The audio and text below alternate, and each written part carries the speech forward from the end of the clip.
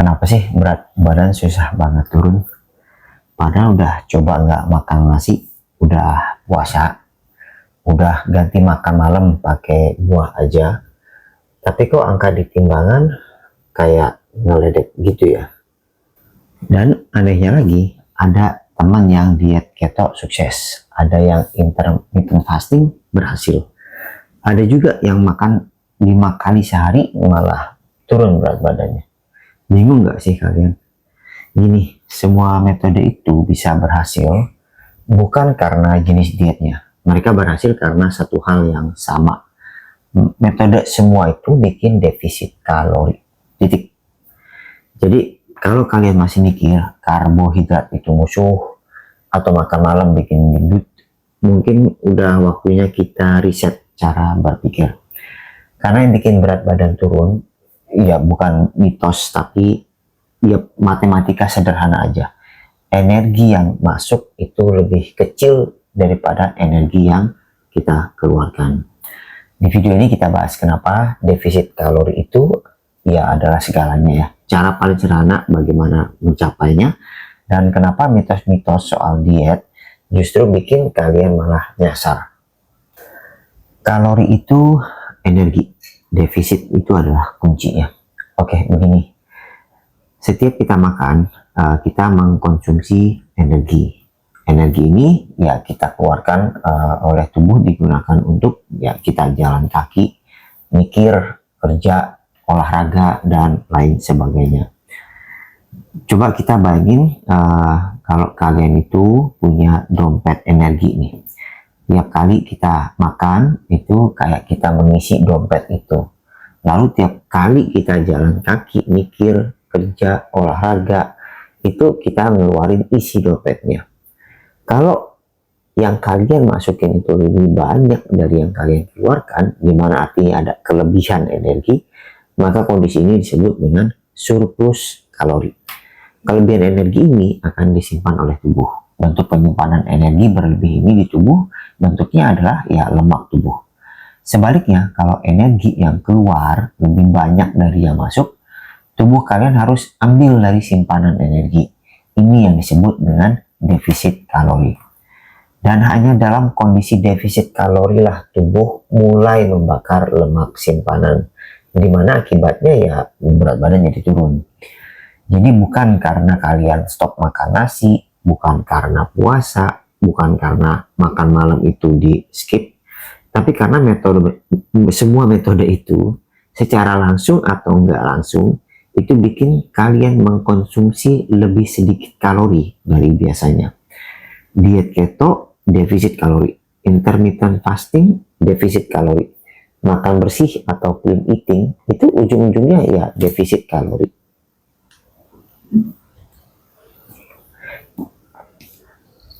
Sama kayak keuangan. Nggak peduli kalian itu gajinya 5 juta atau 50 juta. Kalau pengeluaran lebih kecil dari pemasukan, ya saldo pasti akan selalu nambah. Berat badan pun begitu, nggak peduli kalian makan 3 kali, 5 kali, atau puasa sekalian, kuncinya tetap sama. Energi yang masuk itu harus lebih sedikit dari yang keluar. Ini ya hukum energi. Energi nggak bisa diciptakan atau dihancurkan, cuma bisa disimpan atau dipakai. Dan tempat penyimpanan energi tubuh kita adalah ya lemak tubuh. Kelebihan energi menyebabkan penyimpanan energi. Penyimpanan energi ini bentuknya adalah lemak. Yang akibatnya adalah ya lemak tubuh akan bertambah. Ya berat badan bertambah.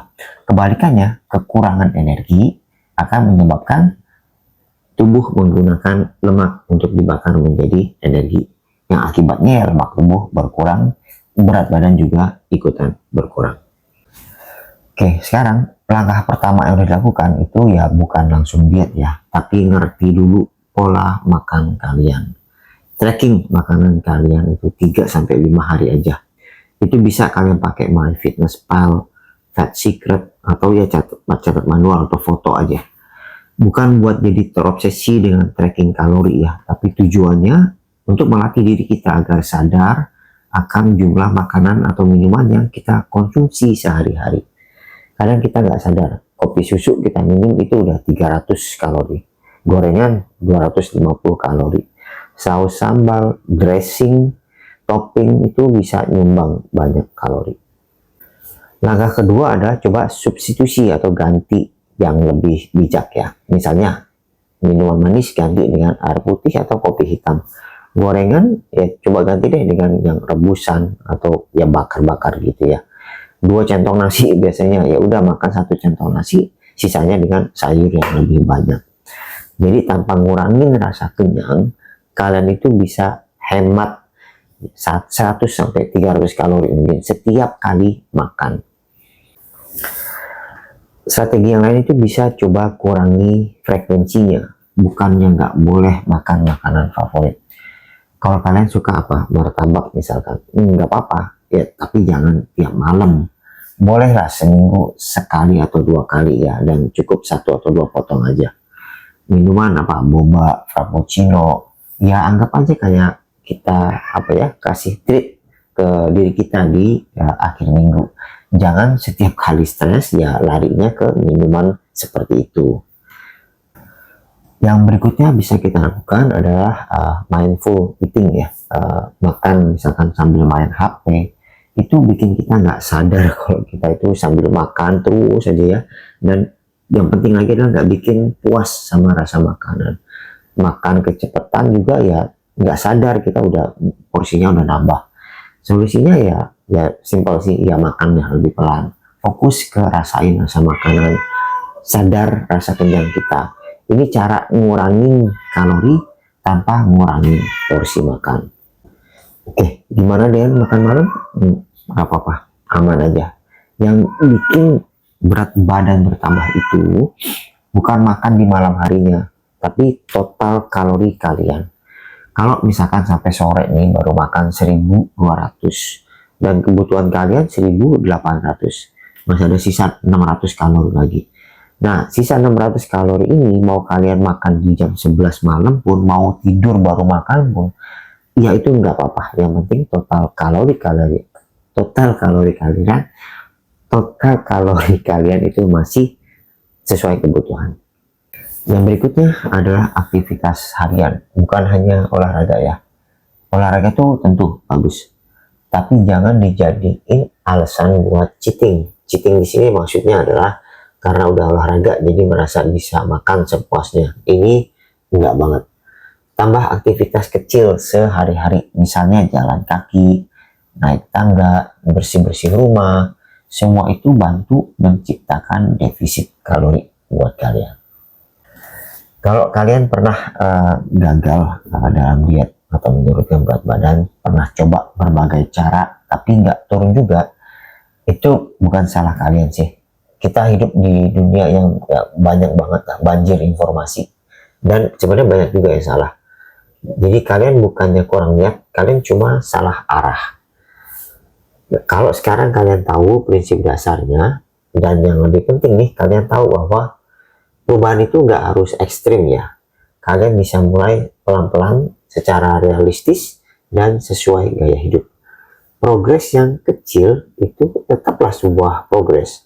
Dan progres yang bisa dijaga terus-menerus, itulah yang akan jadi hasil yang bisa permanen, yang bisa kita gunakan seumur hidup kita. Kalau kalian sampai di bagian akhir video ini, artinya ya kalian memang serius. Kalau kalian pengen tahu lebih dalam soal ya misalnya food tracking, food awareness, cara milih makanan yang bisa bikin kenyang tapi kalorinya tetap terjaga, atau jaga motivasi, kalian bisa cek video-video lain di channel ini. Dan jangan lupa follow atau subscribe, karena setiap minggu kita akan bahas hal-hal simpel dan masuk akal seputar manajemen berat badan tanpa drama dan tanpa diet yang ribet. Sampai ketemu di video berikutnya. Ingat, berat badan boleh turun pelan asal arahnya kita udah benar. Semangat terus.